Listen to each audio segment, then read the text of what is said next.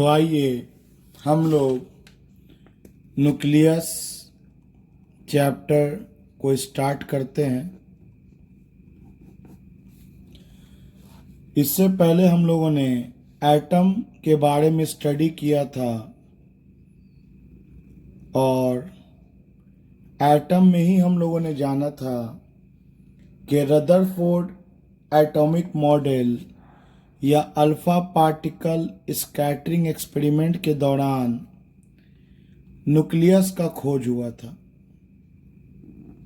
और उसके बाद बोर्स का पोस्टुलेट आया था जिसने ऑर्बिट का कॉन्सेप्ट दिया था कि न्यूक्लियस सेंटर में होता है जिसमें प्रोटॉन भरा होता है और जेम्स चैडविक ने न्यूट्रॉन का खोज किया। मतलब एक एटम के सेंटर पर बहुत छोटा सा हिस्सा में एक डेंस न्यूक्लियस मौजूद होता है जिसमें प्रोटॉन और न्यूट्रॉन भरा होता है और इलेक्ट्रॉन उसके चारों तरफ रिवॉल्व करता है। देखिए, किसी एलिमेंट का सिंबल को जनरली एक्स से इंडिकेट करते हैं और जो नीचे जेड लिखा होता है ये एटॉमिक नंबर कहलाता है। ये एटॉमिक नंबर कहलाता है। ये आपको नंबर ऑफ प्रोटॉन्स की जानकारी देता है कि एक न्यूक्लियस के अंदर कितना प्रोटॉन भरा हुआ है और इस एक्स के ऊपर ए का सिंबल होता है जो एटॉमिक मास की जानकारी देता है। फॉर एग्जाम्पल,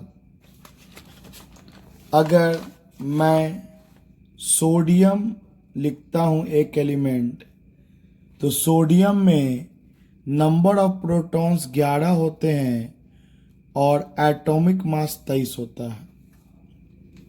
तो इसका अगर मैं न्यूक्लियस बनाऊंगा तो इसमें 11 प्रोटॉन को शो करेंगे। 11 एटॉमिक नंबर है। 1 प्रोटॉन, 2 प्रोटॉन, 3, 4, 5, 6, 7, 8, 9, 10, 11 और एक प्रोटॉन का मास ऑफ ईच प्रोटॉन, एक प्रोटॉन का मास 1 एटॉमिक मास यूनिट होता है। 1 एटॉमिक मास यूनिट। तो अगर 11 प्रोटॉन है तो ये 11 एटॉमिक मास यूनिट हो गया, लेकिन एटॉमिक मास तो 23 है, अभी तो 11 ही हुआ है। इसका मतलब कि प्रोटॉन के अलावा इसमें और भी कुछ ऐसा मौजूद है जिसके कारण चार्ज तो नहीं बढ़ेगा लेकिन मास बढ़ जाएगा और उसी को कहा गया न्यूट्रॉन्स। और एक न्यूट्रॉन का मास भी मास ऑफ ईच न्यूट्रॉन, एक न्यूट्रॉन का मास भी 1 एटॉमिक मास यूनिट होता है। तो 11 प्रोटॉन के कारण 11 एमयू और इसमें 12 न्यूट्रॉन आ जाएगा। 1, 2, 3, 4, 5, 6, 7, 8, 9, 10, 11, 12। इसमें 12 न्यूट्रॉन आ जाएगा। अब आप सोच सकते हैं कि 11 एमयू प्लस 12 एमयू आपका 23 एमयू एटॉमिक मास दे देगा। तो हम ऐसा भी कह सकते हैं कि प्रोटॉन और न्यूट्रॉन मिलकर के 23 एमयू बनता है और क्योंकि एक प्रोटॉन, एक एएमयू, एक न्यूट्रॉन, एक एएमयू, तो इन दोनों को एक कॉमन नाम दिया गया न्यूक्लियॉन्स। मैंने एक टर्म यूज किया अभी, nucleon. Nucleon is the common term जो बताता है प्रोटॉन प्लस न्यूट्रॉन्स को। और आप जानते हैं कि प्रोटॉन और न्यूट्रॉन तो एटॉमिक मास दे देता है, तो हम कह सकते हैं कि number of nucleons equal to होगा एटॉमिक मास के। बहुत काम की चीज़ है ये, याद रखिएगा। जितना एटॉमिक मास होगा एलिमेंट का, वो नंबर ऑफ न्यूक्लियॉन्स का संख्या बताता है। Nucleon is just a common name for proton and neutron. तो चलो, इतना तो हम लोगों ने समझा, जो आप लोग कई साल से पढ़ते चले आ रहे होंगे।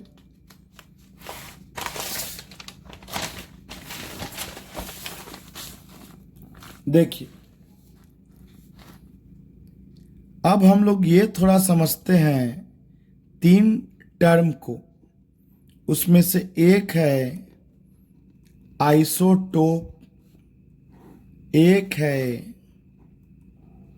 आइसोटोन और एक है आइसोबार। आइसोटोप, आइसोटोन और आइसोबार। जैसे हाइड्रोजन, एक एटॉमिक नंबर और एक एटॉमिक मास।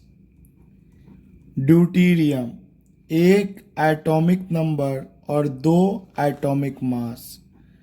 ट्रिटियम, एक एटॉमिक नंबर और तीन एटॉमिक मास। तो थोड़ा सा अगर छोटा सा फिगर सोचे हम लोग, तो प्रोटियम में या हाइड्रोजन में एक प्रोटॉन होता है और न्यूट्रॉन इसमें नहीं होता है, न्यूट्रॉन जीरो होता है। और जाहिर सी बात है, एक इलेक्ट्रॉन होता है। तो एक प्रोटॉन के कारण 1 एएमयू। अगर ड्यूटेरियम के बारे में सोचें तो इसमें प्रोटॉन एक होता है और एक न्यूट्रॉन होता है। और जाहिर सी बात है, एक इलेक्ट्रॉन गोल घूमेगा ऑर्बिट में। और अगर ट्रिटियम के बारे में सोचें तो इसमें एक प्रोटॉन होता है और दो न्यूट्रॉन होता है, ताकि आपका एटॉमिक मास 3 बन सके और एक इलेक्ट्रॉन इसके चारों तरफ घूमेगा। मतलब कि एक ऐसा एलिमेंट जिसमें एटॉमिक नंबर का संख्या सेम हो, प्रोटॉन का संख्या सेम हो, एटॉमिक मास बदल जाए, तो इसे हम लोग आइसोटोप कहते हैं। तो इसमें कह सकते हैं same atomic number but different atomic mass. Same atomic number but different atomic mass. आइए, आइसोटोन। आइसोटोन में नंबर ऑफ न्यूट्रॉन्स सेम रहेगा। मान लो मैं कोई एलिमेंट का नाम ना लिख करके एक्स और वाई लिख रहा हूं। मान लो इसमें 19 है और यहाँ पर 39, ये 20 है और ये 40 है। इन लोगों का एटॉमिक नंबर भी अलग है, एटॉमिक मास भी अलग है। लेकिन न्यूट्रॉन का संख्या अगर सोचेंगे तो इसमें 11 प्रोटॉन है और बाकी का बच करके 39 बना रहा है, वो तो न्यूट्रॉन है। तो नंबर ऑफ न्यूट्रॉन्स अगर हम लोग सोचेंगे, नंबर ऑफ न्यूट्रॉन्स, तो 39 माइनस 19 20 न्यूट्रॉन्स आ जाएगा। और इसका भी अगर हम लोग सोचेंगे तो 40 माइनस 20 ही न्यूट्रॉन्स आएगा। तो ऐसा एलिमेंट्स जिसमें न्यूट्रॉन का संख्या सेम होता है उसे हम लोग आइसोटोन कहते हैं। सेम नंबर ऑफ न्यूट्रॉन्स होना चाहिए, सेम नंबर ऑफ न्यूट्रॉन्स होना चाहिए। अब आते हैं अगला टर्म आइसोबार। आइसोबार में सेम मास नंबर या atomic mass but different atomic number.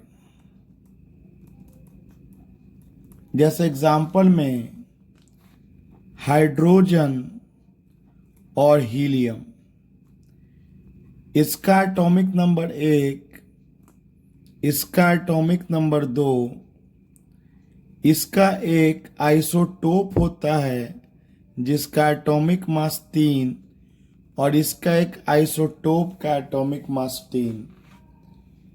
तो आप देख सकते हैं कि दोनों में सेम एटॉमिक मास है बट डिफरेंट एटॉमिक नंबर है, तो ये आइसोबार कहलाएगा। Same mass number but different atomic number. आइए देखिए, आइसोटोप से रिलेटेड एक न्यूमेरिकल एनसीईआरटी में दिया है और पूछा भी जा सकता है। जैसे हाइड्रोजन का तो 3 मास है, 1 है, 2 है, 3 है। तो इसका एवरेज एटॉमिक मास के बारे में हमें जानकारी चाहिए। तो देखिए, अगर मुझे एवरेज एटॉमिक मास निकालना है तो उसका तरीका बहुत आसान है। हाइड्रोजन का मुझे एवरेज एटॉमिक मास निकालना है। तरीका है कि जो इसका एटॉमिक मास है वो लिखिए और नेचर में जितना परसेंटेज ये मौजूद है वो लिखिए। मान लो नेचर में ये 95% है तो उसका परसेंटेज यहाँ पर लिख दीजिए, क्वेश्चन में दिया रहेगा, न्यूमेरिकल्स में देखेंगे। सेकेंड, आइसोटोप का एटॉमिक मास लिख दीजिए और उसका नेचर में कितना एबंडेंस है, मौजूदगी है, उसको परसेंटेज में लिख दीजिए। और तीसरे का एटॉमिक मास लिख दीजिए और नेचर में उसका मौजूदगी परसेंटेज में लिख दीजिए और इन सारे को जोड़ के 100 से डिवाइड कर दीजिए। ये आपको एवरेज एटॉमिक मास उस एलिमेंट का दे देगा। मान लेते हैं ये 95% है, ये 3% है और ये 2% है। तो कुछ खास नहीं करना है। इसका एटॉमिक मास 1 इंटू 95, अगले का एटॉमिक मास 2 इंटू 3 एंड अगले का एटॉमिक मास 3 इंटू 2। तीनों परसेंटेज मिला के 100% आपका होना चाहिए। तो एक तो आपको सीधा सीधा ये सवाल होता है जो आप लोग एनसीईआरटी का न्यूक्लियस चैप्टर का क्वेश्चन नंबर 1 और क्वेश्चन नंबर 2 होमवर्क में बना करके जमा कीजिएगा। दूसरा सवाल इसमें इसका इस तरह से होता है, बोल देगा कि 2 आइसोटोप है और परसेंटेज मेंशन नहीं करेगा। तो हम लोग एक को मान लेंगे X% और अगले को क्या मानेंगे 100 माइनस X%। दोनों का एटॉमिक मास दिया हुआ है और दोनों का एवरेज एटॉमिक मास भी दिया हुआ है, मास का एवरेज भी दिया हुआ है। तो बोला है नेचर में कौन कितना प्रतिशत मौजूद है। तो क्योंकि दो ही आइसोटोप है तो एक x किया तो एक 100 माइनस एक्स कर लिया। और आपको एवरेज एटॉमिक मास का फॉर्मूला मैंने पढ़ाया कि एटॉमिक मास इनटू जो भी परसेंटेज दे प्लस एटॉमिक मास इनटू जो भी परसेंटेज दे डिवाइडेड बाय 100। अब आपके क्वेश्चन में ये गिवन है, A1 और A2 गिवन है, तो पूरे इक्वेशन में अननोन तो सिर्फ x बचा और आपका परसेंटेज निकल जाएगा, नेचर में इसका एबंडेंस निकल जाएगा। होमवर्क बना करके ज़रूर से जमा कीजिएगा। आइए अब हम लोग इसी में एक और टाइप का सवाल देखते हैं जो इसी चैप्टर के एडिशनल का पहला सवाल आपको मिलेगा, वो भी आपके होमवर्क में है। आई रिपीट, एडिशनल एक्सरसाइज का पहला सवाल मिलेगा जिसमें 3 आइसोटोप बोला के है एलिमेंट का। तो एक को बोल दिया अगर 80%, तो बाकी का परसेंटेज अगर पूछेगा तो एक को अगर x मानेंगे तो पूरा 80 तो ये हो गया, तो बाकी दोनों मिलके तो 20% बचा। तो एक को x मानेंगे तो अगला 20 माइनस x% होगा। बस यही कॉन्सेप्ट इसमें लगाना था। अब एवरेज एटॉमिक मास अगर आपको दे देगा तो फॉर्मूला तो हमें पता है, A1 इंटू परसेंटेज 1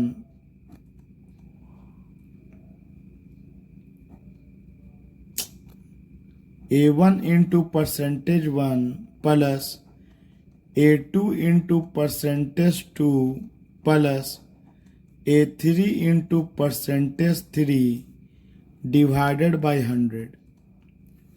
अब आप सोच सकते हैं कि A1 इंटू जो भी परसेंटेज दिया रहा वो 80% plus A2 into x plus A3 into 20 minus x divided by 100।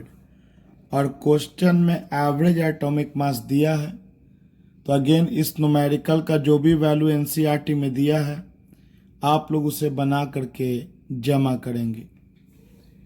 तो ये तो था आइसोटोप से रिलेटेड एवरेज एटॉमिक मास का कॉन्सेप्ट, उसका न्यूमेरिकल बनाने का फॉर्मूला। आइए अब हम लोग थोड़ा समझते हैं कि न्यूक्लियस को बाइंड कैसे किया जाता है। आखिर दिमाग में आपके आता होगा कि सर आपने तो बड़ी आसानी से बोल दिया प्रोटॉन के बगल में प्रोटॉन न्यूट्रॉन सब होता है, ये प्रोटॉन प्रोटॉन में रिपल्सन नहीं होगा। आइए अब हम लोग थोड़ा फॉर्मेशन ऑफ न्यूक्लियस को सीखते हैं। उसके पहले एक चीज जान जाते हैं, Einstein's mass energy equivalence relation, equivalence relation. Einstein ने कहा था कि mass can be converted into energy and energy can be converted into mass. According to this, बहुत सिंपल सा फंडा बोला था कि mass can be converted into energy and energy can be converted into mass. इससे ये पता चलता है कि मास और एनर्जी कंजर्व्ड नहीं है, क्योंकि कंजर्व्ड वो होता है जिसका वैल्यू जितना इनिशियल होता है उतना final.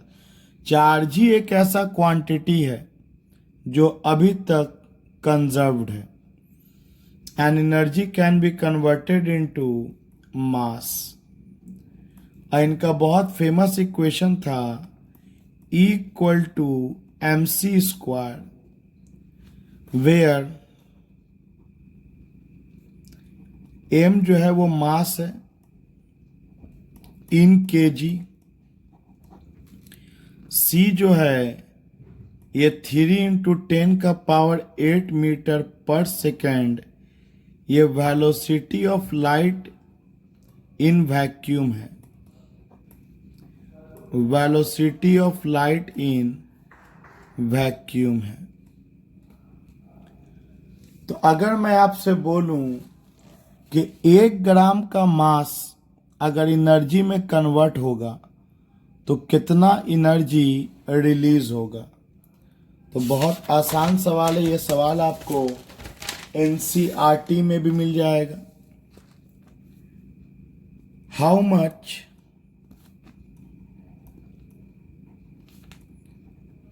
Energy released when 1 gram mass is converted into energy, is converted into energy। तो फॉर्मूला होता है E = mc²। 1 ग्राम मास मतलब 1/1000 केजी, केजी में कन्वर्ट कर दिया। और C मतलब 3 × 10⁸ का होल स्क्वायर। हम लोग इसे सॉल्व करेंगे 1/1000 × 9 × 10⁻16, तो ये आएगा 9 × 10⁻13 जूल। इतना जूल का एनर्जी रिलीज होगा। और अगर इतना जूल आपको दे दिया जाता तो इतना जूल का एनर्जी से 0.001 केजी का मास बनता, जिसे हम लोग 1 ग्राम भी कह सकते थे। मास can be converted into energy and energy can be converted into मास। आइए इसी कॉन्सेप्ट को यूज किया जाए न्यूक्लियस के फॉर्मेशन में। तो हम लोग अब देखेंगे फॉर्मेशन ऑफ न्यूक्लियस। आइए, फॉर्मेशन ऑफ न्यूक्लियस। तो आइए इसको हम लोग पहले रफ टाइप पढ़ते हैं, चीज़ों को सीखते हैं बहुत आसान भाषा में, हम लोग अपने भाषा में। न्यूक्लियस के फॉर्मेशन के लिए प्रोटॉन चाहिए। तो चलो रे बाबू, प्रोटॉन ले लिया मैंने, 7 प्रोटॉन ले लिया। और साथ में न्यूट्रॉन चाहिए, 1 2 3 4 5 6 7 8 9 10। चलो मैंने 10 न्यूट्रॉन ले लिया। तो न्यूक्लियॉन कितना हो गया? तो याद रखिए मैंने बेसिक बताया है, नंबर ऑफ न्यूक्लियॉन्स का मतलब एटॉमिक मास, और न्यूक्लियॉन हो गया आपका 7 और 10 17 न्यूक्लियॉन हो गया। खैर, एक प्रोटॉन का मास आपको समझाने के लिए बहुत रफ वैल्यू और बहुत गलत वैल्यू ले रहे हैं, लेकिन समझ में आपको बहुत सही आएगा, इसलिए साथ में सीखिएगा। एक प्रोटॉन का मास मान लेते हैं कि 2 केजी ले लिया, और एक न्यूट्रॉन का मास मान लेते हैं 3 केजी ले लिया। थोड़ा सा न्यूट्रॉन स्लाइटली भारी होता है प्रोटॉन से, तो मैंने थोड़ा न्यूट्रॉन का मास ज़्यादा ले लिया। इधर हमारा न्यूट्रॉन्स है और इधर हमारा प्रोटॉन्स है। आई अगेन रिपीट, प्रोटॉन का मास आप सबको पता है 1.67 10⁻⁻27 केजी या 1 AMU, लेकिन मैं एक रफ नंबर लिया ताकि आपको कॉन्सेप्ट समझ में आए। ये 2 केजी और ये 3 केजी। 2 केजी हुआ मास ऑफ ईच प्रोटॉन, m पाव/p। कहने का मतलब है मास ऑफ ईच प्रोटॉन। और 3 kg हुआ मास ऑफ ईच न्यूट्रॉन m पाव पर n। तो बताइए टोटल प्रोटॉन के कारण कितना मास। तो बोलेंगे सर इसका एटॉमिक नंबर तो Z है और ये आपको 7 है, तो एक प्रोटॉन के कारण 2 kg, तो 7 प्रोटॉन के कारण 14 kg हो जाएगा। तो हम लोग लिख सकते हैं total mass due to protons, protons के कारण टोटल मास। इसके लिए करना क्या है, number of protons into mass of each proton 14 kg।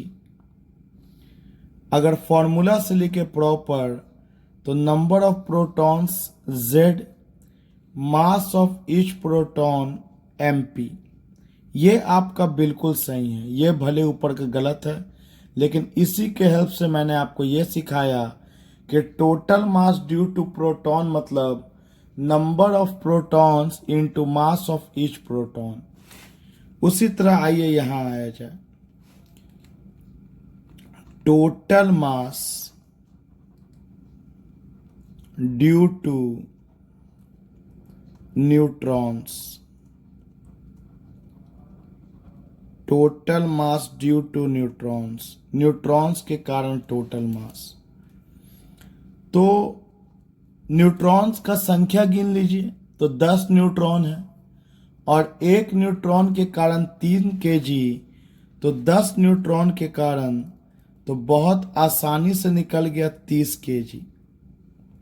लेकिन एक प्रॉपर फॉर्मूला में क्या बोला जाएगा, तो न्यूट्रॉन का संख्या होता है नंबर ऑफ न्यूक्लियॉन्स, जितना टोटल प्रोटॉन प्लस न्यूट्रॉन मिलके होता है में अगर प्रोटॉन का संख्या घटा दें तो न्यूट्रॉन्स का संख्या मिल जाएगा। भाई मेरे प्रोटॉन और न्यूट्रॉन का संख्या मिल करके एटॉमिक मास बनता है, तो अगर उसमें मैं प्रोटॉन का संख्या हटा दूं तो नंबर ऑफ न्यूट्रॉन्स मिल जाएगा, जिसको मैंने 10 बोला है, और एक न्यूट्रॉन का मास 3 kg, जिसको m और पाव पर n बोलेंगे। तो चलो मुझे न्यूक्लियस का फॉर्मेशन करना था, तो मैंने प्रोटॉन ले लिया और न्यूट्रॉन ले लिया और इतना जानकारी मैंने जुटा लिया, इन दोनों से मिल करके न्यूक्लियस बनेगा। तो सोचो अगर इन दोनों से मिलके न्यूक्लियस बनेगा तो न्यूक्लियस का मास कितना kg होना चाहिए। तो जाहिर सी बात है 30 kg प्लस 14 kg, न्यूक्लियस का मास 44 kg होना चाहिए। ये होना चाहिए। आप सोचो कि 14 किलो आलू है और 30 किलो टमाटर है और एक जगह रख देंगे तो 44 kg सब्जी होएगा, दोनों मिलके तो 44 होगा। कॉमन नाम बोल दिया मैंने, तो कॉमन नाम तो इन लोगों का न्यूक्लियॉन है और सारा न्यूक्लियॉन मिलके न्यूक्लियस बनाएगा, तो न्यूक्लियस का मास तो 44 kg होना चाहिए। तो चलिए इस बात को पहले हम लोग लिख लेते हैं कि न्यूक्लियस का mass combination of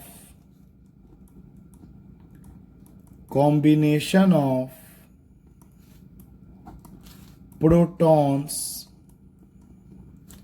and neutrons forms nucleus। So mass of nucleus must be, Hindi में न्यूक्लियस का मास होना चाहिए, कितना होना चाहिए, total mass due to proton, total mass due to protons plus total mass due to neutrons। तो proton के कारण टोटल मास कितना होगा? तो नंबर ऑफ प्रोटॉन्स Z और एक प्रोटॉन का मास mp, number of neutrons A minus Z और एक न्यूट्रॉन का मास mn। और यही ना मेरा सिंपल वे में बोले तो 30 प्लस एंड चलो ठीक है पहले लिखा गया 30 प्लस 14 इक्वल टू 44 kg होना चाहिए। प्रोटॉन का मास प्लस न्यूट्रॉन का मास मिलके 44 kg होना चाहिए। बट ये पाया गया experimentally it was found that mass of nucleus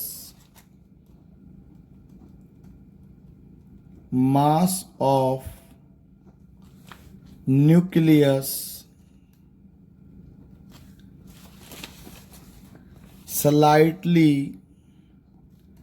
less than assumed mass। जो मास सोचा गया उसके कंपैरिजन में न्यूक्लियस का मास थोड़ा कम पाया गया। कहने का मतलब एग्जाम्पल से मान लीजिए न्यूक्लियस का मास पाया गया 42 kg मान लेते हैं, कम पाया गया, तो होना चाहिए था 44 kg और पाया गया 42 kg। तो कितने के मास का अंतर हुआ? मास का डिफरेंस कितने का हुआ? मास का डिफरेंस, तो मास का डिफरेंस हुआ आपका 44 माइनस 42 इक्वल टू 2 kg। ये 2 kg कहाँ गया मैं बताऊंगा, लेकिन इतना तो समझ में आया कि 2 kg का डिफेक्ट हो गया मास में and it is called mass defect. इसे ही मास डिफेक्ट कहा जाता है। तो मास डिफेक्ट का फॉर्मूला क्या बन गया सोचो। तो मास डिफेक्ट का फॉर्मूला बन गया 44 माइनस 42 इक्वल टू 2। 44 मतलब क्या? पूरा प्रोटॉन के कारण मास, पूरा न्यूट्रॉन के कारण मास जो होना चाहिए, माइनस मास ऑफ न्यूक्लियस जो पाया गया। मतलब ये दोनों जोड़ करके 44 होना चाहिए, पाया गया 42, और इसी के डिफरेंस को कहते हैं हम लोग मास डिफेक्ट। तो देखिए कितना आसानी से आपको ये फॉर्मूला अगर समझ में आया तो याद हो जाएगा। इसी को कहा जाता है मास डिफेक्ट। अब ये समझते हम लोग कि आखिर ये मास डिफेक्ट हुआ क्यों, आखिर ये 2 kg गया कहाँ। आइए इसके लिए फिर एक रफ फिगर पे हम लोग समझते हैं कहानी को। तो देखिए आपके पास 7 प्रोटॉन था, जैसा कि हम लोगों ने एग्जाम्पल में ले रखा था, और आपके पास 10 न्यूट्रॉन था।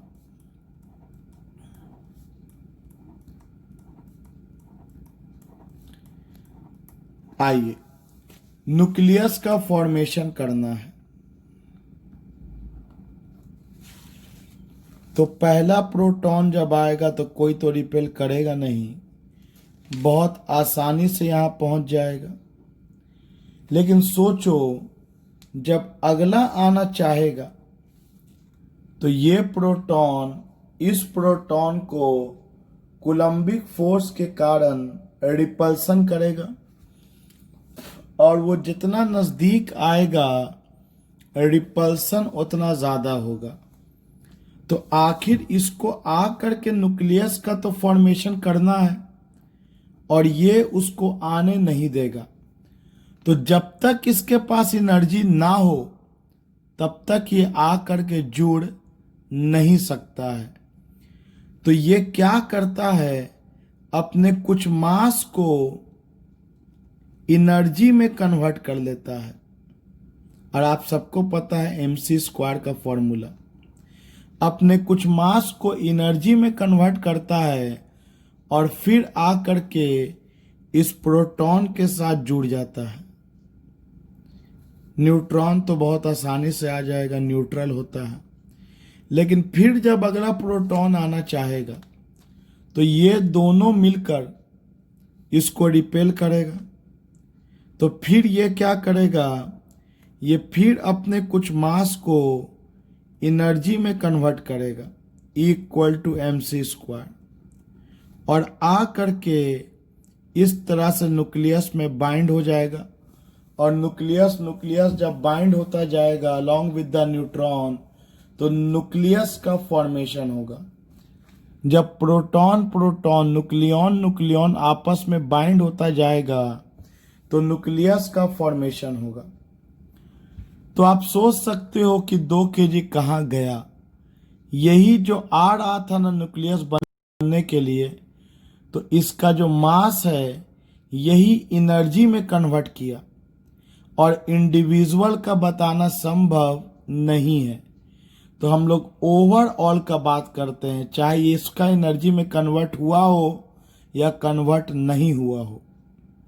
हम लोग ओवरऑल का बात करते हैं और कहते हैं कि जितना मास एनर्जी में कन्वर्ट हो गया उसको अगर c² से मल्टीप्लाई कर दें, जितना मास एनर्जी में कन्वर्ट हो गया और उसका वैल्यू अगर निकालना है तो आपको क्या पता होना चाहिए, कितना मास गायब हुआ, और उसको फिर c² से मल्टीप्लाई कर देंगे तो मास कितना एनर्जी में कन्वर्ट हुआ न्यूक्लियस के फॉर्मेशन में, हमें ये पता चल जाएगा। तो जैसा कि आपको मैंने एक डाटा दे रखा है कि 2 kg गायब हुआ था, ओवरऑल 2 kg गायब हुआ था। ये सब अकेले में था 48, अकेले में था ये लोग 44 kg, और जब न्यूक्लियस बन जाएगा तो होगा 42 kg। तो 2 kg गायब हुआ। तो यही 2 kg जो गायब हुआ इसको c² से मल्टीप्लाई कर देंगे तो ये वो एनर्जी निकल जाएगा जिसके हेल्प से ये न्यूक्लियस का फॉर्मेशन हुआ है। अगर प्रॉपर वे में बोलें तो इसे बाइंडिंग एनर्जी कहा जाता है। जितना एनर्जी रिलीज करके ये न्यूक्लियस का फॉर्मेशन हुआ ताकि प्रोटॉन का रिपल्सन ओवरकम हो जाए, it is called binding energy. तो बाइंडिंग एनर्जी का फॉर्मूला क्या होगा, बहुत आसान, mass defect into c²। This is the formula of binding energy. मतलब आप लिख सकते हैं बाइंडिंग एनर्जी इक्वल टू, आपको पता है कि मास डिफेक्ट को क्या लिखा जाता है डिटेल में, number of protons into mass of each proton plus number of neutron into mass of each neutron minus mass of nucleus into c²। तो एक बात बताओ, अगर मान लो मैं एक रफ वैल्यू लूं और मान लो तो 500 जूल एनर्जी को रिलीज हुआ, तो 500 जूल एनर्जी को रिलीज करके अगर ये न्यूक्लियस बना तो कितना एनर्जी दें कि फिर ये लोग अलग अलग हो जाए। तो बोलेंगे सर ये जब न्यूक्लियस बना तो 44 से 42 kg हो गया, तो फिर आपको अगर इसको अलग अलग करना है तो इसको 42 से 44 kg होने के लिए एनर्जी सप्लाई करना होगा, और जितना एनर्जी रिलीज किया ड्यूरिंग द फॉर्मेशन आप उतना ही एनर्जी को सप्लाई कीजिएगा। बहुत कॉमन सा बात है। तो 500 जूल का एनर्जी को रिलीज करके अगर ये न्यूक्लियस बना है तो 500 जूल का एनर्जी अगर हम इसको दे दें तो ये न्यूक्लियस टूट भी जाएगा। और बाइंडिंग एनर्जी को हम लोग टूटने के टर्म में डिफाइन करते हैं। नाम भले इसका बाइंडिंग एनर्जी है, कहा जाएगा कि कितना अमाउंट ऑफ एनर्जी को दिया जाए एक न्यूक्लियस को ताकि ये अपने कॉन्स्टिट्यूएंट न्यूक्लियॉन्स में बट जाए और फिर इन दोनों को एक दूसरे से कोई मतलब ना हो, किसी को एक दूसरे से कोई मतलब ना हो, सब एकदम फ्री हो जाए, क्योंकि अगल बगल रहना है भैया तो मास को एनर्जी में कन्वर्ट करना होगा।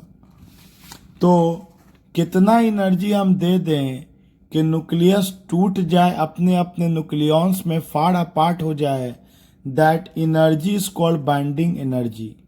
और एक्चुअली में ये वही एनर्जी है जो न्यूक्लियस के फॉर्मेशन के दौरान रिलीज हुआ था, लेकिन हमें डिफाइन करना है तोड़ने के टर्म में। और यहाँ जो मास है वो केजी में दिया हुआ रहेगा। लेकिन क्या हो अगर मास एटॉमिक मास यूनिट में दिया रहे, if mass in AMU atomic mass unit में दिया रहे, तो बहुत आसान तरीका है, सीखिएगा।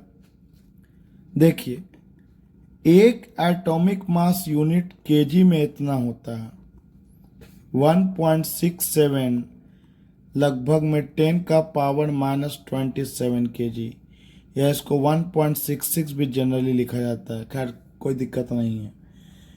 एक एमयू में इतना केजी होता है। सोचो तो इतना केजी अगर एनर्जी में कन्वर्ट हुआ तो कितना एनर्जी रिलीज होगा। तो बोलेंगे बहुत आसान फॉर्मूला है, E=mc²।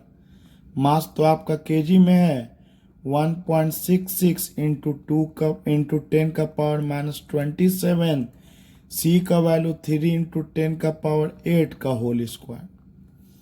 तो आपका जो एनर्जी आएगा वो जूल में आएगा। और अगर मुझे एनर्जी इलेक्ट्रॉन वोल्ट में कन्वर्ट करना है, अगर मुझे एनर्जी इलेक्ट्रॉन वोल्ट में कन्वर्ट करना है तो डिवाइड करना होता है 1.6 इंटू 10 का पावर -19। जैसा कि एटम में हम लोग देख चुके हैं कि जूल में अगर एनर्जी हो और इलेक्ट्रॉन वोल्ट में कन्वर्ट करना है तो इस से हम लोग डिवाइड करते हैं। तो आप इसको जब सॉल्व कीजिएगा तो आपको आएगा 931.5 10 का पावर 6। तो 10 का पावर 6 को मैंने मेगा लिख दिया, 10 का पावर 6 मेगा इलेक्ट्रॉन वोल्ट आएगा। मेगा इलेक्ट्रॉन वोल्ट मतलब 931.5 इंटू 10 का पावर 6 इलेक्ट्रॉन वोल्ट, या 931.5 मेगा इलेक्ट्रॉन वोल्ट।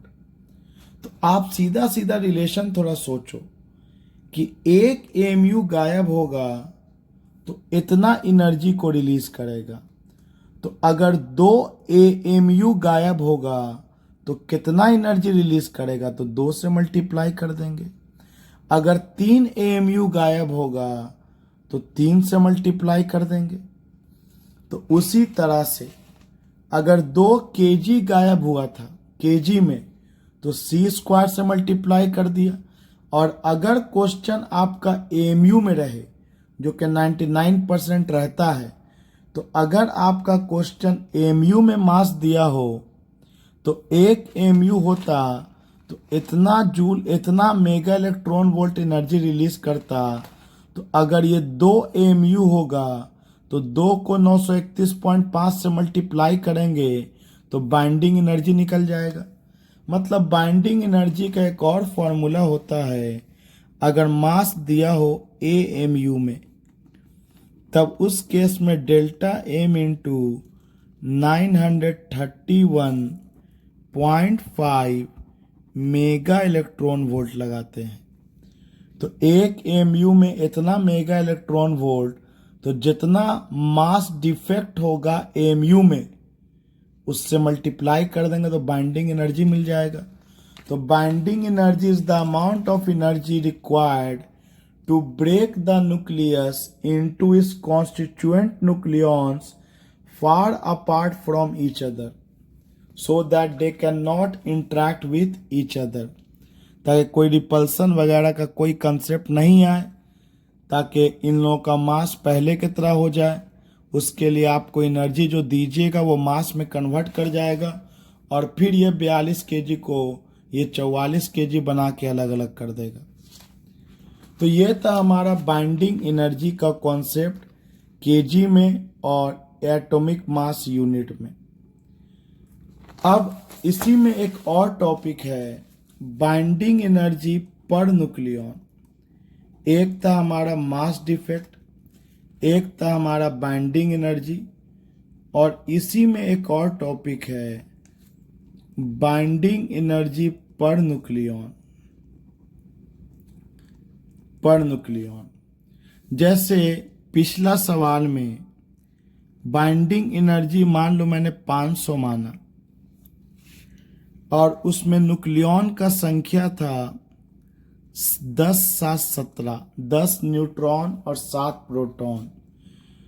तो एक न्यूक्लियन को तोड़ने में मान लो ये 510 मान लो सुविधा के लिए, एनर्जी तो कोई कैलकुलेशन का चीज़ है, कैलकुलेट करेंगे वैल्यू डाल के। मान लो 17 न्यूक्लियन है, तो एक न्यूक्लियन को तोड़ने में कितना लगेगा?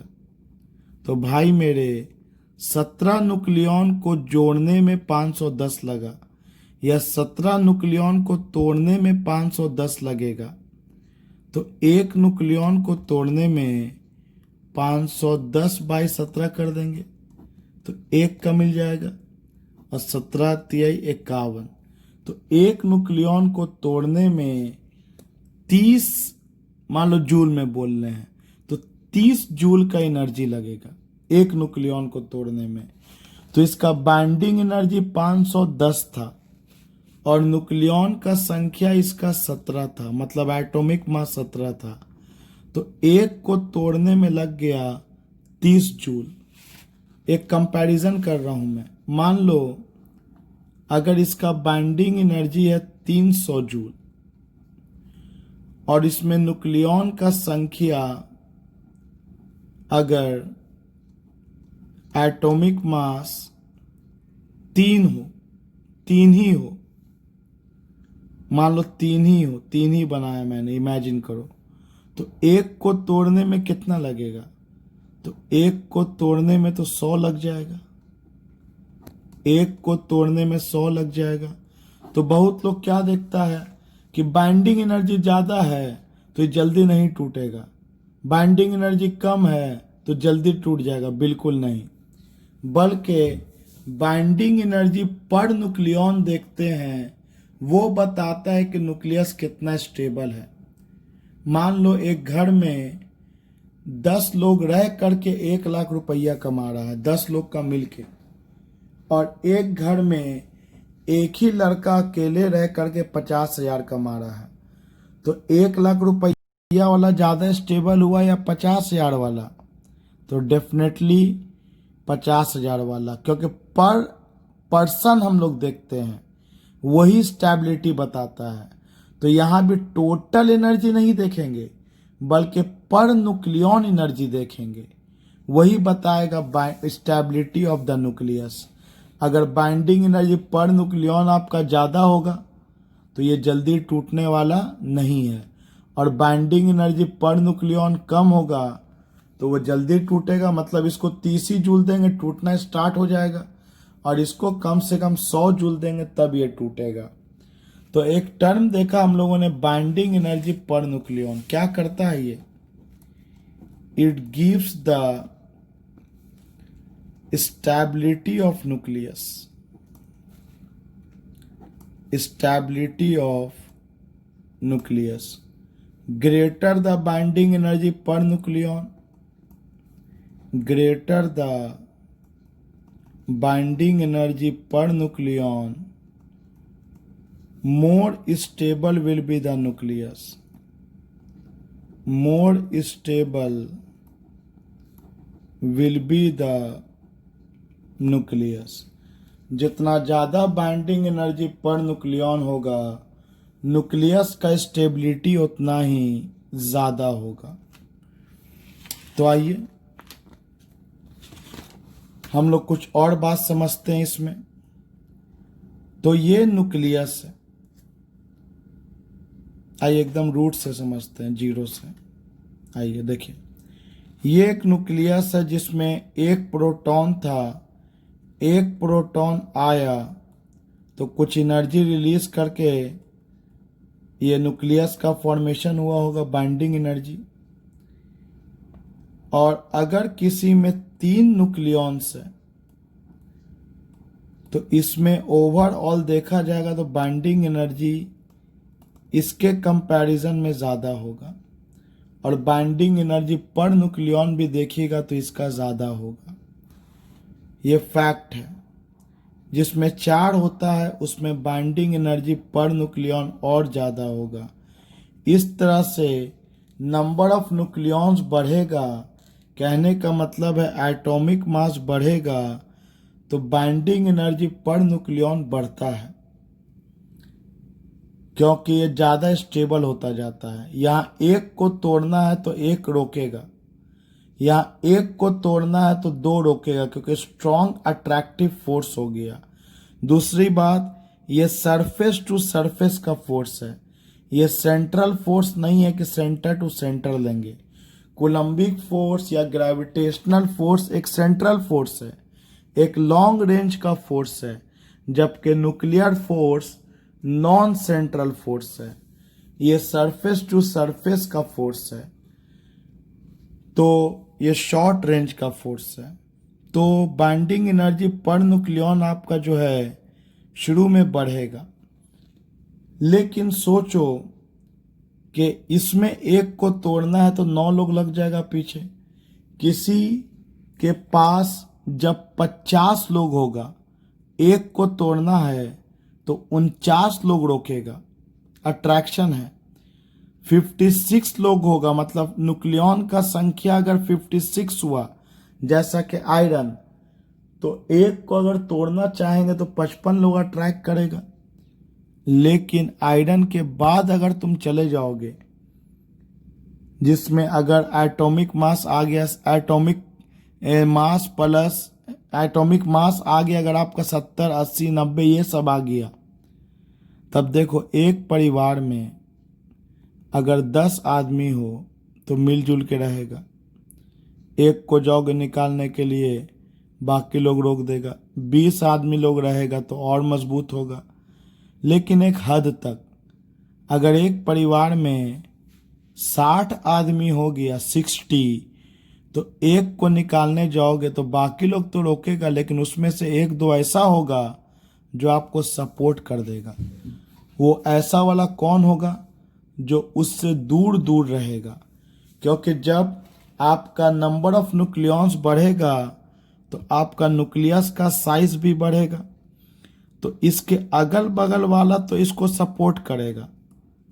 लेकिन जब साइज बड़ा हो जाएगा तो दूर दूर वाले में अट्रैक्शन के बजाय रिपल्सन होगा, जैसा कि मैंने बोला कि ये शॉर्ट रेंज का फोर्स है। तो ये लोग अगर रोकेगा तो ये इसको रिपेल करेगा। तो इसके पहले अगर 56 वाला है, आयरन है, तो 56 से ज़्यादा आसान है 57 को तोड़ना। ये फैक्ट है कि आयरन का जो न्यूक्लियस है वो मोस्ट स्टेबल है। तो फिर मैं आपको एक बार बता रहा हूँ, क्योंकि इसका ग्राफ एग्जाम में कई बार आता है, जो आपको मैं सिखाऊंगा कि जब लाइटर एलिमेंट होगा 1 2 4 5 10 15, तो आपका बाइंडिंग एनर्जी पर न्यूक्लियॉन बढ़ेगा, क्योंकि ज़्यादा लोग रहेगा, ज़्यादा प्रोटॉन रहेगा, तो ज़्यादा इंट्रैक्शन होगा, ज़्यादा एनर्जी को रिलीज किया होगा, तो तोड़ने में भी ज़्यादा एनर्जी देना होगा। इसका स्टेबिलिटी बढ़ता जाएगा। बीच में एक्सेप्शंस है कुछ जो आपको याद रखना, एनसीईआरटी में ग्राफ दिया है कि किसी किसी का बाइंडिंग, किसी का एटॉमिक मास बढ़ने के बाद भी बाइंडिंग एनर्जी घट जाता है, जबकि हम लोग सीख रहे हैं एटॉमिक मास बढ़ेगा तो बाइंडिंग एनर्जी पर न्यूक्लियॉन बढ़ेगा। लेकिन अप टू 56 जो कि आयरन का होता है, सबसे ज़्यादा बाइंडिंग एनर्जी पर nucleon 8.75 mega electron volt iron का होता है, वो मोस्ट स्टेबल न्यूक्लियस कहलाता है। तो लाइटर एलिमेंट में जैसे जैसे ऊपर जाएंगे बाइंडिंग एनर्जी बढ़ेगा, पर न्यूक्लियॉन स्टेबिलिटी बढ़ेगा। 30 तक जब पहुंचेंगे, फैमिली में जब 30 आदमी हो गया, तो वहां से फिर 30 रहे चाहे 40 रहे चाहे 50 रहे, ऑलमोस्ट बाइंडिंग एनर्जी पर न्यूक्लियॉन सेम रहेगा अकॉर्डिंग टू द एनसीईआरटी। कि 30 के बाद वो बाइंडिंग एनर्जी पर न्यूक्लियन तेजी से बढ़ना बंद कर देगा। मतलब 30 के बाद मान सकते हैं कि सब लगभग स्टेबल न्यूक्लियस है, तो इसमें सबसे ज़्यादा स्टेबल आयरन है। लेकिन अगर एटॉमिक मास अगर आपका एक्सीड कर जाए 170 से या 180 या 200, अलग अलग बुक में अलग अलग वैल्यू दिया है, अगर एटॉमिक मास बहुत ज़्यादा हो जाए, मतलब नंबर ऑफ न्यूक्लियॉन्स बहुत ज़्यादा हो जाए, तो जाहिर सी बात है कि दूरी जब बहुत ज़्यादा हो गया तो दोनों एक दूसरे को एक रिपेल कर देगा, ये न्यूक्लियस अपने आप ब्रेक करेगा, जिसको हम लोग रेडियो एक्टिविटी के नाम से अगले वीडियो में देखेंगे। तो जिसमें न्यूक्लियस आपका ब्रेक करेगा ड्यू टू कोलम्बिक रिपल्सन। इसका मतलब binding energy per nucleon lighter element का भी कम होगा और हेवियर एलिमेंट का भी कम होगा, बाइंडिंग एनर्जी पर न्यूक्लियन। और बाइंडिंग एनर्जी पर न्यूक्लियन 30 से लेकर के 170 तक लगभग कांस्टेंट होगा। आइए जो मैं बोल रहा हूं इसको थोड़ा ग्राफ में समझा जाए,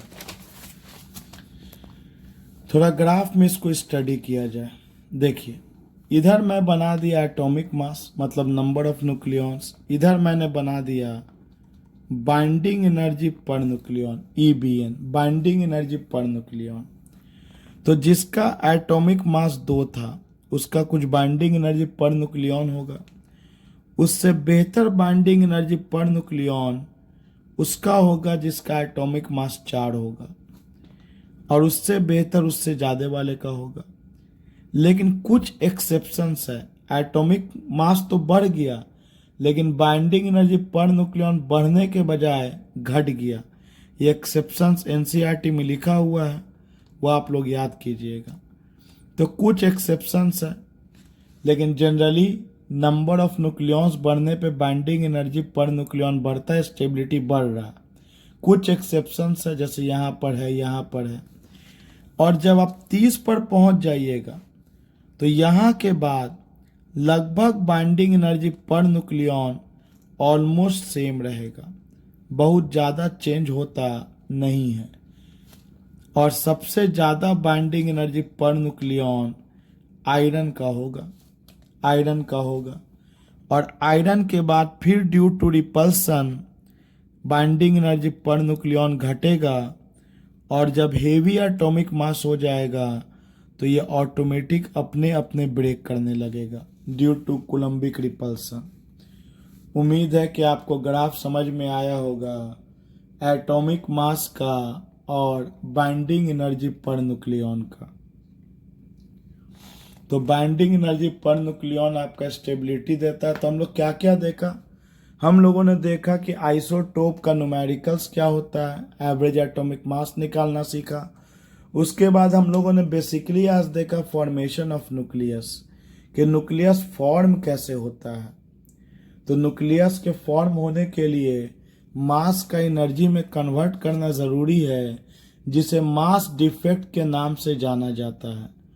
और वही जो मास एनर्जी में कन्वर्ट हुआ है उस एनर्जी को कहा जाता है binding energy of the nucleus.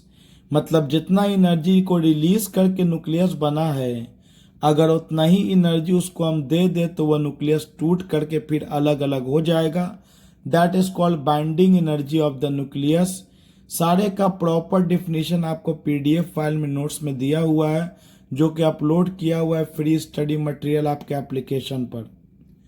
उसके बाद इसमें हम लोगों ने समझा बाइंडिंग एनर्जी पर न्यूक्लियन क्या होता है। एक्चुअली में बाइंडिंग एनर्जी तो ओवरऑल एनर्जी है, लेकिन एक न्यूक्लियन को तोड़ने में जो एवरेज एनर्जी चाहिए होता है उसे कहा जाता है बाइंडिंग एनर्जी पर न्यूक्लियन, और वही न्यूक्लियस के स्टेबिलिटी को डिफाइन करता है कि बाइंडिंग एनर्जी पर न्यूक्लियन अगर ज़्यादा होगा तो न्यूक्लियस का स्टेबिलिटी ज़्यादा होगा, और बाइंडिंग एनर्जी पर न्यूक्लियन अगर कम होगा तो न्यूक्लियस का स्टेबिलिटी कम होगा। उम्मीद है कि आपको समझ में आया होगा। देखिए, इसी में दो और छोटा टॉपिक को हम लोग देख लेते हैं, जिसमें एक है size of the nucleus. Size of the nucleus. देखिए, जैसे जैसे न्यूक्लियन का संख्या बढ़ेगा, मतलब प्रोटॉन और न्यूट्रॉन का संख्या बढ़ेगा, एटॉमिक मास बढ़ेगा, वैसे वैसे इसका रेडियस भी इंक्रीज करेगा। तो नंबर ऑफ न्यूक्लियॉन्स अगर बढ़ेगा मतलब एटॉमिक मास बढ़ेगा, मतलब number of nucleons the common word for proton and neutron बढ़ेगा, तो वैसे वैसे आपका वॉल्यूम भी इंक्रीज करेगा। मतलब volume of nucleus 4/3 pi are cube directly proportional to atomic mass. तो 4/3 पाई तो कांस्टेंट है हर बार सेम, तो R cube directly proportional to atomic mass. अगर हम दोनों तरफ 1/3 से मल्टीप्लाई कर दें तो R directly proportional to atomic mass पे पावर 1/3, और प्रोपोर्शनल के निशान को हटाएंगे तो एक कांस्टेंट लगाते हैं R nought. R equal to R nought A पे पावर 1/3, जहाँ आर नॉट एक कांस्टेंट है जिसका वैल्यू 1.2 इंटू 10⁻⁻15 मीटर या 1.2 फर्मी मीटर होता है। तो अगर एटॉमिक मास आपका 8 दिया है तो सोचो 8 का मतलब हो गया 2 का क्यूब, तो 3 से 3 कट जाएगा, 1.2 फर्मी मीटर इंटू 2 कर देंगे, 2.4 फर्मी मीटर उसका रेडियस निकल जाएगा। और अगर दो एटॉमिक मास दे करके रेडियस का रेशियो पूछ दिया, दो एटॉमिक मास दे करके रेडियस का रेशियो पूछ दिया, तो आर नॉट से तो आर नॉट कट जाएगा और A1/A2 होल पे पावर 1/3 एटॉमिक मास दिया रहेगा दो का और रेडियस का रेशियो निकल जाएगा। इसके बाद एक टर्म आता है nuclear density. Nuclear density, density होता है मास पर यूनिट वॉल्यूम। तो न्यूक्लियर डेंसिटी का मतलब mass of the nucleus by volume of the nucleus. अच्छा, न्यूक्लियस का मास होता किसके वजह से है? तो जाहिर सी बात है जितना न्यूक्लियन का मास होगा वो सब मिल करके न्यूक्लियस का मास बना देगा। और एक न्यूक्लियन चाहे प्रोटॉन हो या न्यूट्रॉन हो, एक न्यूक्लियन का मास m और इसका वैल्यू होता है 1.66 10⁻⁻27 kg। ये मास ऑफ ईच न्यूक्लियन है, ये मास ऑफ ईच न्यूक्लियन है, मास ऑफ ईच न्यूक्लियन है। एक न्यूक्लियन का मास इतना है। तो इसमें नंबर ऑफ न्यूक्लियंस कितना है? तो आपको पता है कि नंबर ऑफ न्यूक्लियंस आपका एटॉमिक मास के बराबर होता है। जितना एटॉमिक मास दिया रहेगा वो इक्वल टू होता है नंबर ऑफ न्यूक्लियंस के, नंबर ऑफ न्यूक्लियंस के, जो कि A होता है। तो बताइए, तो एक न्यूक्लियन का m मास, तो A न्यूक्लियंस का m मास हो जाएगा। एक न्यूक्लियन का m मास और टोटल न्यूक्लियन का संख्या A है, तो mass of the nucleus m into A हो जाएगा। तो मास ऑफ न्यूक्लियस हो जाएगा m इंटू A। और वॉल्यूम ऑफ न्यूक्लियस कितना हो जाएगा? तो वॉल्यूम ऑफ न्यूक्लियस हो जाएगा 4/3 pi are cube, 4/3 pi are cube. तो न्यूक्लियर डेंसिटी कितना हो जाएगा? तो न्यूक्लियर डेंसिटी हो जाएगा, it is defined as the ratio of mass of nucleus to the volume of nucleus, mass of nucleus to the volume of nucleus. तो nuclear density को rho से इंडिकेट करते हैं। मास ऑफ न्यूक्लियस हो गया ma और वॉल्यूम ऑफ न्यूक्लियस हो गया 4/3 पाई आर क्यूब। तो हो जाएगा ऊपर में 3ma by 4 pi are cube. और r का हम लोग वैल्यू जानते हैं, r0 a⁻⁴ तो न्यूक्लियर डेंसिटी कितना हो गया 3ma बाई 4 पाई और r के जगह लिखेंगे r0 पे पावर 3, उसके अलावा a पे पावर 1/3 पे पावर 3 पावर दोनों में कॉमन हो जाएगा, r0 पे भी a पे भी।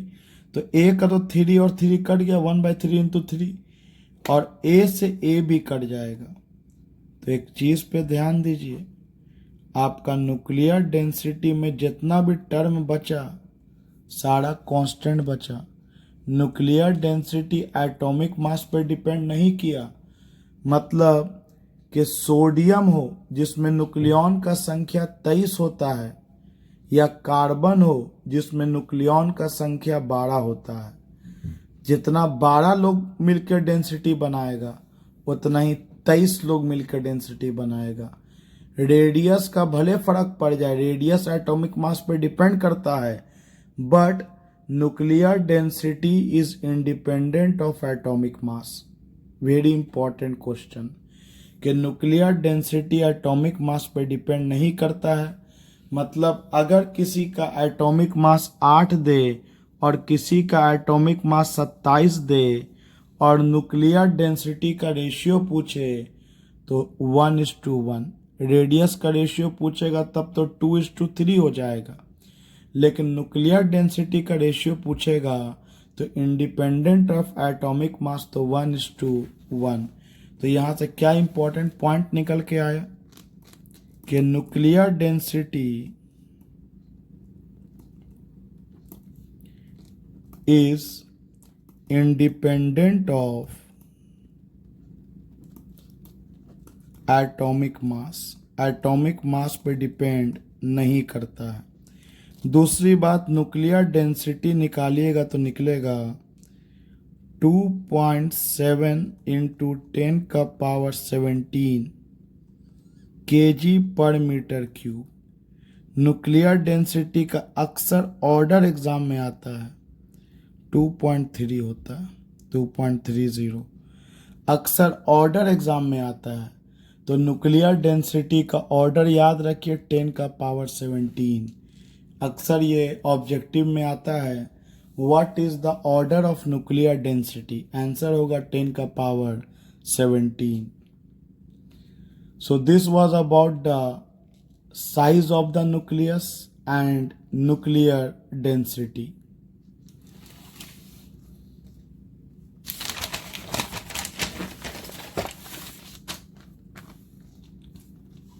आइए अब हम लोग पढ़ते हैं रेडियो एक्टिविटी के बारे में। रेडियो एक्टिविटी,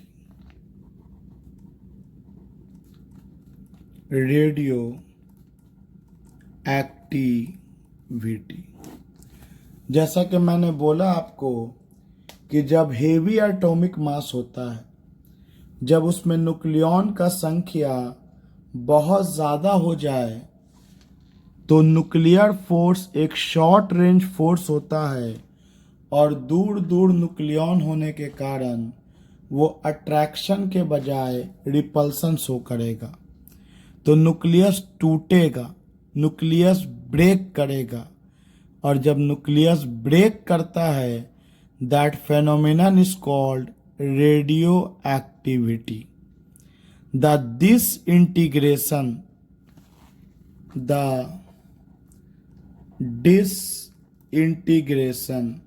न्यूक्लियस का टूटना due to heavy atomic mass, याद रखिएगा इसका कारण सिर्फ और सिर्फ नेचुरल रेडियो एक्टिविटी का हेवी एटॉमिक मास है। Due to heavy atomic mass, यह टेम्परेचर, प्रेशर, केमिकल कंडीशंस पे डिपेंड बिल्कुल नहीं करता है। रेडियो एक्टिविटी का कारण heavy atomic mass, number of nucleons बहुत ज़्यादा हो जाना। The disintegration due to heavy atomic mass of nucleus is called radio activity. Proper definition PDF file में दिया है, जिसमें यह भी लिखा है कि जब ये डिसइंटीग्रेशन होगा तो कुछ पार्टिकल्स बाहर आता है, जिसके बारे में हम लोग का अलग से क्लास होगा, अल्फा, बीटा और गामा रे। तो चलिए, ये तो हम लोगों ने समझा रेडियो एक्टिविटी मतलब न्यूक्लियस का ब्रेक होना। आइए इसमें एक टर्म सीखते हैं हम लोग, law of radio activity. Law of radio activity. देखिए, इसको एक एग्जांपल, एक सिंपल सा मैं फोटो लेके समझा रहा हूं ना। ये फोटो किसी बुक में दिया है और ना आपको एग्जाम में बनाना है, लेकिन फोटो से आपको मेरी बात समझ में आ जाएगी। चलो, एक न्यूक्लियस लिया मैंने, हेवी एटॉमिक मास वाला, जिसमें दूर दूर वाला एक दूसरे को रिपेल कर रहा है, टूटेगा। लेकिन चलो, अभी टूटा नहीं है, टूटने वाला है। अभी 0 टाइम पे टोटल का टोटल न्यूक्लियॉन्स मौजूद है। तो टोटल न्यूक्लियॉन्स को एन नॉट से इंडिकेट करते हैं, सिंबल फिक्स है। एन नॉट मतलब होता है टोटल नंबर ऑफ न्यूक्लियॉन्स, और ये हमेशा 0 टाइम पर होगा। 0 टाइम पर टोटल न्यूक्लियॉन मौजूद रहेगा। थोड़ा देर बाद क्या होगा, after time T, due to repulsion, due to repulsion, repulsion के कारण क्या होगा, ये जो न्यूक्लियस है ये टूटेगा। ये टूटा, ये न्यूक्लियस टूटा, समझाने के लिए एक फिगर बनाया, टूटा। जितना हिस्सा न्यूक्लियस का टूट के खत्म होगा, इस खत्म वाले हिस्सा को बोलते हैं, इस खत्म वाले हिस्सा को बोलते हैं डीएन। लैंग्वेज है डीएन। डीएन को बोलते हैं decade nucleus, nucleons, decade nucleons, जो खत्म हो गया। डिके मतलब सड़ना होता, तो यहाँ सड़ने गलने वाला चीज थोड़ी है, लेकिन नाम इसका डिकेड ही न्यूक्लियॉन्स दिया गया, डिकेड न्यूक्लियॉन्स। कुछ देर के बाद इसमें डीएन डिकेड हो गया, और जो न्यूक्लियॉन्स बच गया इसको एन से इंडिकेट करते हैं, अनडिकेड न्यूक्लियॉन्स। तो 3 अल्फाबेट यूज कर रहा हूं मैं। एक एन नॉट है, एन नॉट एक तरह का अनडिकेड न्यूक्लियॉन्स है, लेकिन 0 टाइम पर, 0 टाइम पर इस एन को ही हम एन नॉट बोलेंगे, अनडिकेड न्यूक्लियॉन्स। कुछ देर के बाद जो nucleon due to radioactivity खत्म हो जाएगा, दैट इज कॉल्ड डीएन। अब आते हैं कि रेडियो एक्टिविटी का कानून क्या है। तो देखिए, रेडियो एक्टिविटी का कानून बहुत सिंपल है। जितना ज्यादा न्यूक्लियॉन्स होगा, खत्म होने का रफ्तार उतना ज्यादा होगा।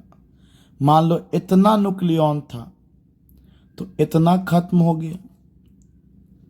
अब कम न्यूक्लियॉन बचा है, तो इसके खत्म होने का रफ्तार भी स्लो हो जाएगा, इतना ही खत्म होगा। और कम बचा है, तो इसके खत्म होने का रफ्तार और स्लो हो जाएगा, इतना ही खत्म होगा। ये कानून है इसका कि खत्म होने का रफ्तार, खत्म होने का रफ्तार को अंग्रेजी में क्या बोलेंगे, रेट ऑफ डीके। डीके मतलब होता है खत्म होना, रेट का मतलब divided by time.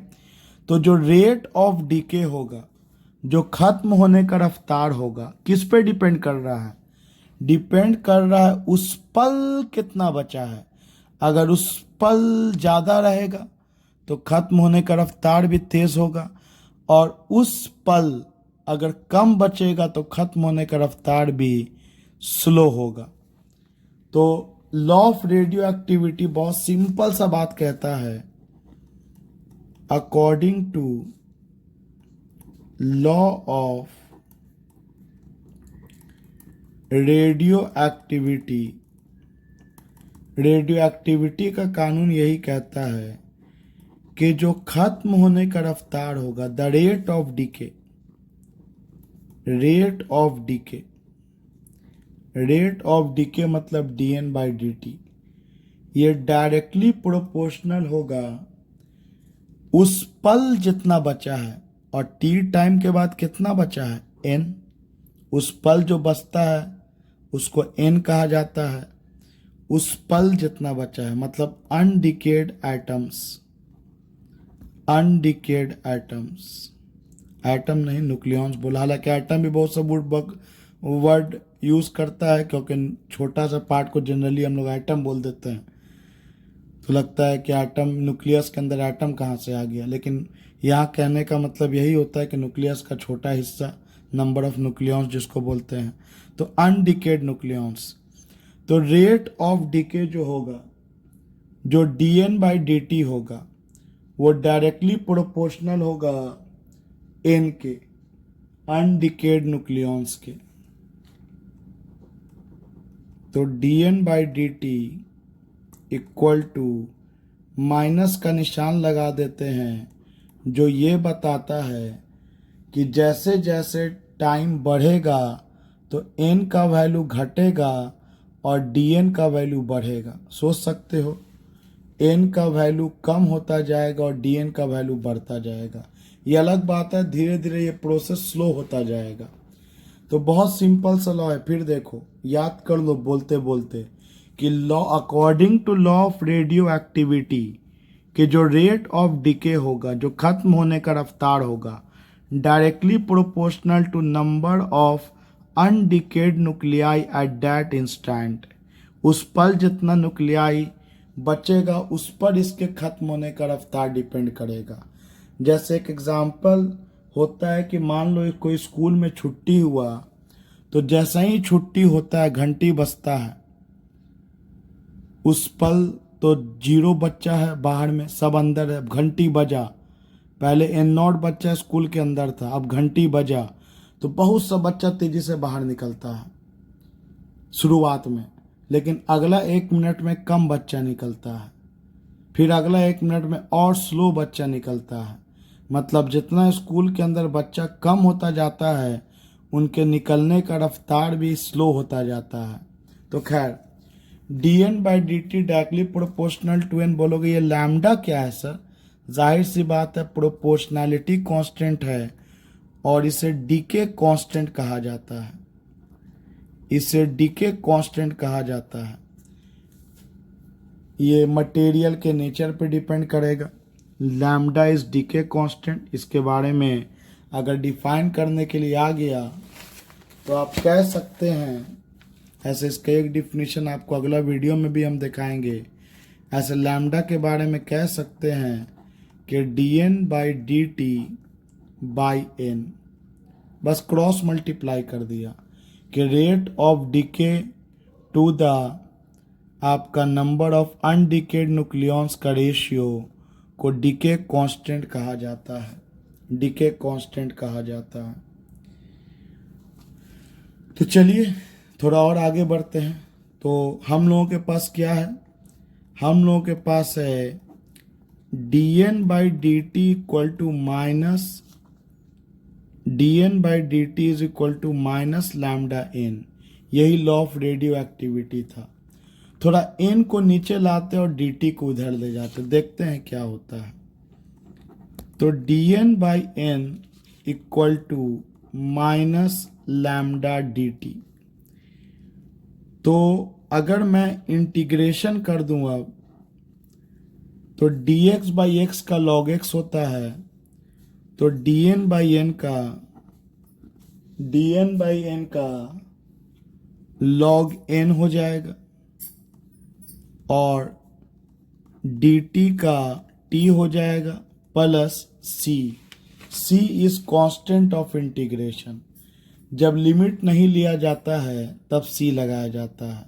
I again repeat कि जैसे integration of D x by x का लॉग एक्स होता है तो डी एन बाई एन का लॉग एन हो गया और डी टी का टी हो गया प्लस सी। सी है कांस्टेंट ऑफ इंटीग्रेशन।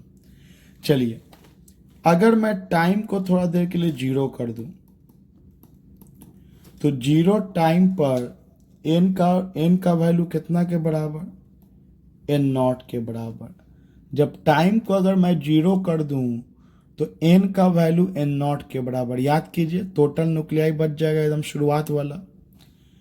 अब इसको इस इक्वेशन में डालिए तो कितना लिखा जाएगा equation, log e N not equal to minus lambda into zero plus C. तो आपको कांस्टेंट का वैल्यू पता चल गया इससे। और कांस्टेंट का मतलब तो भैया होता है जो कभी भी चेंज ना करे। तो इसको इक्वेशन 2 कर दिया और इसको इक्वेशन 1। अब इस 2 को 1 में डालो तो थोड़ा, और ये सब लिख लिख के करोगे ना तो इससे आसान कोई टॉपिक ही नहीं है। Log base E N minus lambda T और सी के जगह पे log base E N nought. अब इसको इधर लेके चले जाओ तो लॉग बेस ई एन और ये log N not equal to minus lambda T, log A minus log B. तो ये हो जाएगा log A by B minus lambda T. अब अगर मैं लॉग को एक तरफ से हटाऊंगा, अगर मैं लॉग को एक तरफ से हटाऊंगा तो जिसको पता है तो ठीक है, जिसको नहीं पता याद कर लो। अब लॉग को जब एक आपको पढ़ाया गया था 11 में थर्मोडायनेमिक्स में ये सब, कि लॉग को जब हम लोग एक तरफ से हटाते हैं तो इधर एक्सपोनेंशियल के पावर में इसको लेके चल जाते हैं और ये आगे भी काम आएगा। जब भी हम एक तरफ से लॉग को हटाएंगे तो अदर साइड एक्सपोनेंशियल के पावर में चला जाएगा जो भी इधर लिखा होगा। तो माइनस लैम्डा टी हो गया। तो n इक्वल टू कितना हो गया, तो आपको n इक्वल टू हो गया, आपको n इक्वल टू हो गया n nought E to the power minus lambda T. ये आपको एग्जाम में कभी कभी प्रूफ करने के लिए आ जाता है। Proof n equal to N nought E to the power minus lambda T. Important ये है कि आप सबको समझें, ये नंबर ऑफ अनडिकेड न्यूक्लियॉन्स है। ये total number of nucleons initially at time t equal to 0 पे। ये डीके कांस्टेंट है, ये एक्सपोनेंशियल है और ये टाइम है। थोड़ा सोच के देखो तो n equal to N nought E to the power lambda T, minus lambda T वाले को नीचे लेके चले गए। अब अलग अलग टाइम का वैल्यू डाल के देखो कि n क्या आता है। चलो एट t इक्वल टू 0 करके देखो, तो जब टाइम का वैल्यू 0 डालेंगे तो n equal to N nought E to the power lambda into 0 0 and anything पे पावर 0 1। तो बिल्कुल सही आया। 0 टाइम पर n का वैल्यू n नॉट के बराबर, और जैसे जैसे टाइम बढ़ेगा वैसे वैसे n का वैल्यू घटेगा। तो अगर मैं इन्फिनिटी टाइम का बात करूं तो आप देखो n equal to N nought E to the power lambda into infinity, तो इन्फिनिटी हो जाएगा, और एनीथिंग पे power infinity infinity and anything by infinity 0। मतलब बहुत लंबे समय के बाद, इन्फिनिटी टाइम के बाद जो मेरा न्यूक्लियाई है वो खत्म हो जाएगा, उसमें एक भी न्यूक्लियॉन बचने वाला नहीं है। तो थोड़ा इसका ग्राफ सोचो तो कैसा बनना चाहिए, इधर टाइम और इधर n। तो टाइम जब 0 है तो ये टोटल न्यूक्लियॉन्स है, ये मैक्सिमम वैल्यू पे है। तो टाइम जब 0 है तो n का वैल्यू n नॉट के बराबर, और जैसे जैसे टाइम बढ़ रहा है वैसे वैसे n का वैल्यू घट रहा है। और 0 कोई फाइनाइट टाइम पे नहीं होता है क्या के लगा दोगे, बल्कि इन्फिनिटी टाइम पर। तो इसको ज़रूरी है कि आप इसको सटाएं नहीं, पैरेलल लेकर के जाएं। उठाना भी नहीं है बल्कि पैरेलल लेके जाना है। ये बता रहा है कि इन्फिनिटी टाइम पे जाके n का वैल्यू घट के आपका 0 को टच करेगा, 0 हो जाएगा। As according to our equation calculation आपका ये एक्सपोनेंशियल का ग्राफ बना। ये ग्राफ है n equal to n nought e to the power minus lambda t का।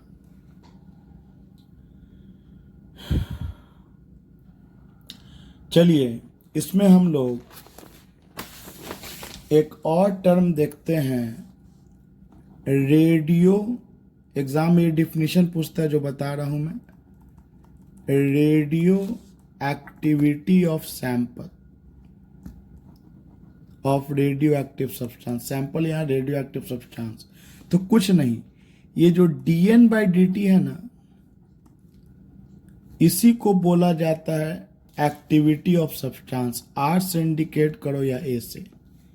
I again repeat, the rate of decay of radio active sample is called activity of substance. अगर खत्म होने का रफ्तार ज़्यादा होगा तो बोलेंगे ज़्यादा एक्टिव है, खत्म होने का रफ्तार स्लो होगा तो बोलेंगे कम एक्टिव है।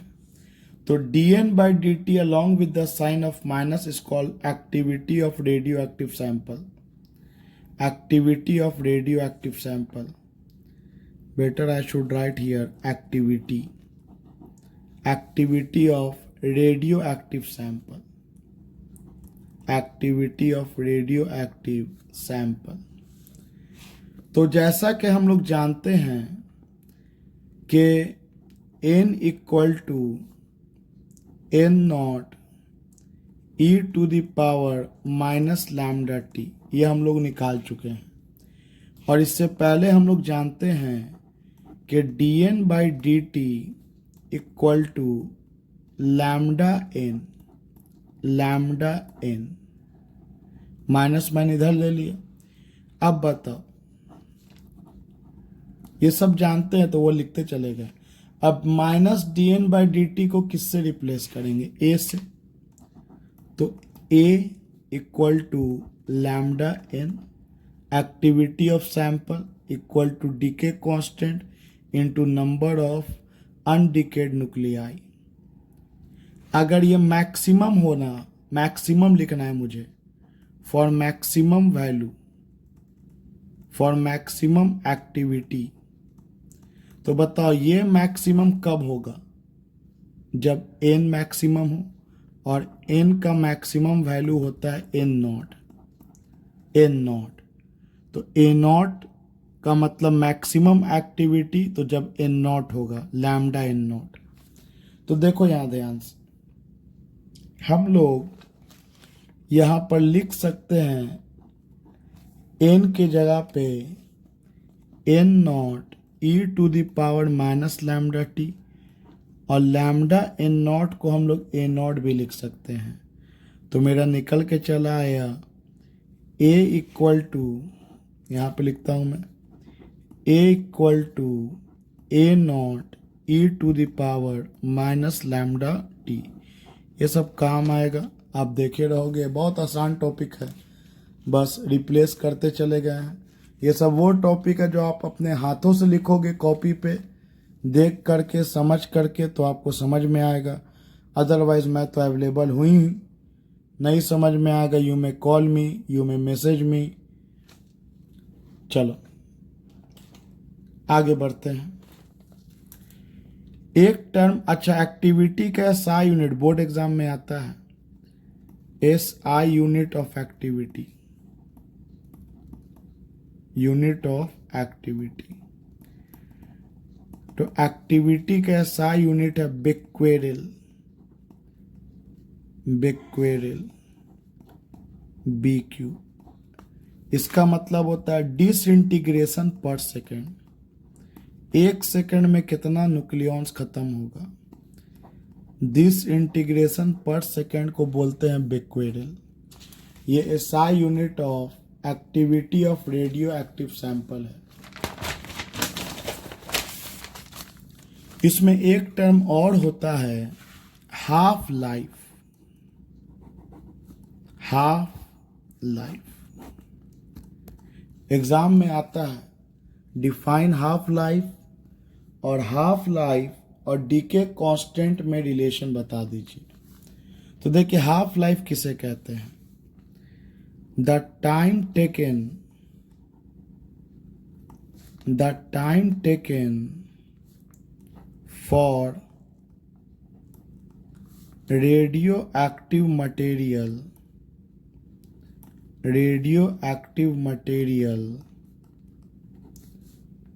to get decayed half of its initial value,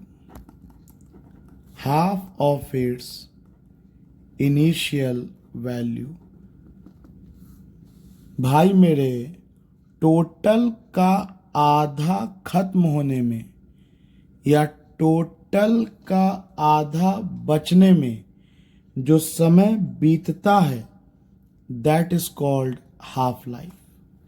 तो आप ही बताओ कि फॉर्मूला क्या है मेरे पास?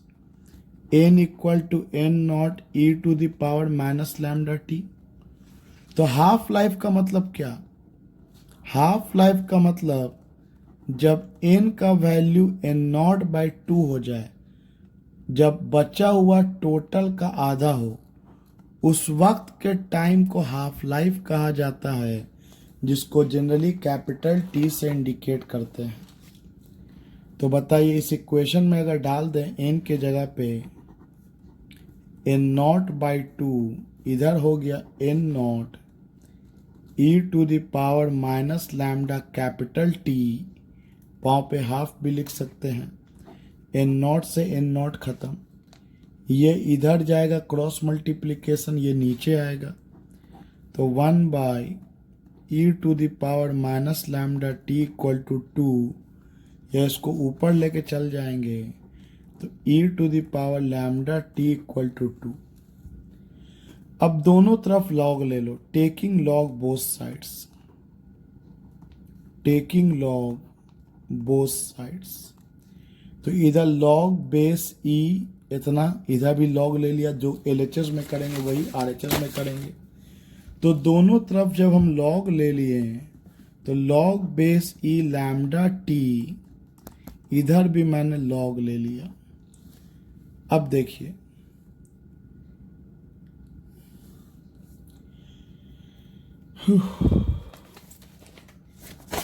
सॉरी, इधर e टू द पावर है ना, log base e to the power lambda T, इधर भी लॉग ले लिया।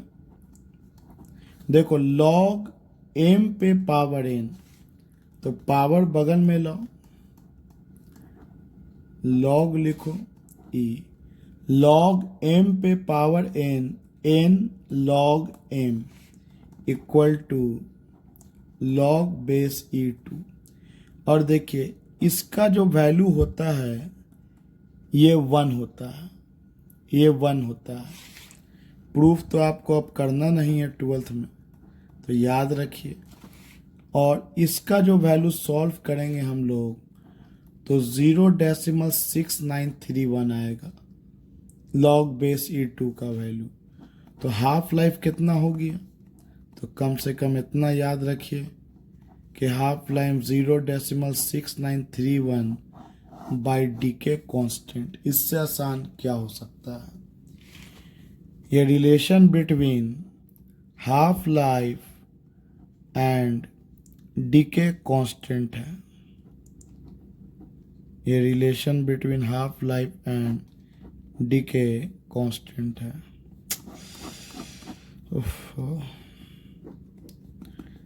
0.693 तक भी ले सकते हैं हम लोग हाफ लाइफ। ये हाफ लाइफ और डीके कांस्टेंट में रिलेशन है। तो देखिए हम लोगों ने फॉर्मूला सब जो पढ़ा उसको मैं एक बार अंतिम में कॉन्क्लूज़न में डाल रहा हूँ कि मास डिफेक्ट में हम लोगों ने पढ़ा था ZMP A माइनस ZMN, ये कॉन्स्टिट्यूएंट का मास था जब प्रोटॉन न्यूट्रॉन अलग था, माइनस मास ऑफ न्यूक्लियस। और इसी को जब हम लोग एनर्जी में कन्वर्ट किया था, जो बाइंड करने में काम आया था, तो डेल्टा mc² जहाँ मास केजी में होगा और अगर मास mu में हुआ तो 931.5 मेगा इलेक्ट्रॉन वोल्ट, ये मास केजी में और ये mu में। और बाइंडिंग एनर्जी पर न्यूक्लियन मतलब ईच न्यूक्लियन को तोड़ने में ऑन एन एवरेज कितना लगेगा, तो बहुत आसान। बाइंडिंग एनर्जी पर न्यूक्लियन का मतलब binding energy by atomic mass, number of nucleons होता है। ये सब टिक मारने के लिए भी बिहार बोर्ड में देता है और फॉर्मूला बेस्ड न्यूमेरिकल CBSE में भी आ सकता है अगर ये सिलेबस में रहा तो खैर, इसके बाद हम लोगों ने लॉ ऑफ रेडियो एक्टिविटी देखा, जिसमें हम लोगों ने समझा कि जो रेट ऑफ डीके होगा डायरेक्टली प्रोपोर्शनल टू -n, और प्रोपोर्शनल के निशान को हटा के कांस्टेंट लगा दिया गया, डीके कांस्टेंट जिसको कहा गया। और इसी के हेल्प से हम लोगों ने एक फॉर्मूला निकाला n = n0 e⁻⁻λt, और फिर हम लोगों ने एक्टिविटी के टर्म को इन्वॉल्व किया a = a0 e⁻⁻λt। फिर हम लोगों ने हाफ लाइफ को समझा और जिसमें हम लोगों ने अंतिम में निकाला हाफ लाइफ और डीके कांस्टेंट में रिलेशन 0.693 बाय डीके कांस्टेंट। सो अगले वीडियो में अब जितना भी मैंने पढ़ाया है इससे रिलेटेड न्यूमेरिकल्स रहेगा, और एक एवरेज एटॉमिक मास भी हम लोगों ने देखे थे शुरुआत में, जो A1 × %1 प्लस A2 × %2, जितना उसका आइसोटोप होगा डिवाइडेड बाय 100। तो आप लोग NCERT का क्वेश्चन नंबर 1, 2, 3, 4 और एडिशनल का पहला सवाल न्यूक्लियस का बना करके रखिएगा। तो अगले वीडियो में आप लोगों को उससे रिलेटेड न्यूमेरिकल्स का कॉन्सेप्ट दिया जाएगा।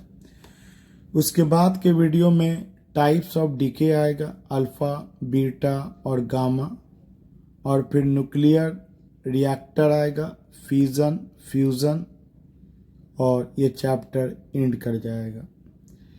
Till then keep revising, keep practising, keep working hard. तो रात का अभी 1:30 बज रहा है, as you all can see, लेकिन मुझे इस बात की खुशी है कि जो मैं वीडियो आपके लिए रिकॉर्ड किया ये आपको पढ़ाई में हेल्प करेगा, आपको लैग बिहाइंड नहीं करने देगा, आपको पीछा होने नहीं देगा। ठीक है बाबू लोग।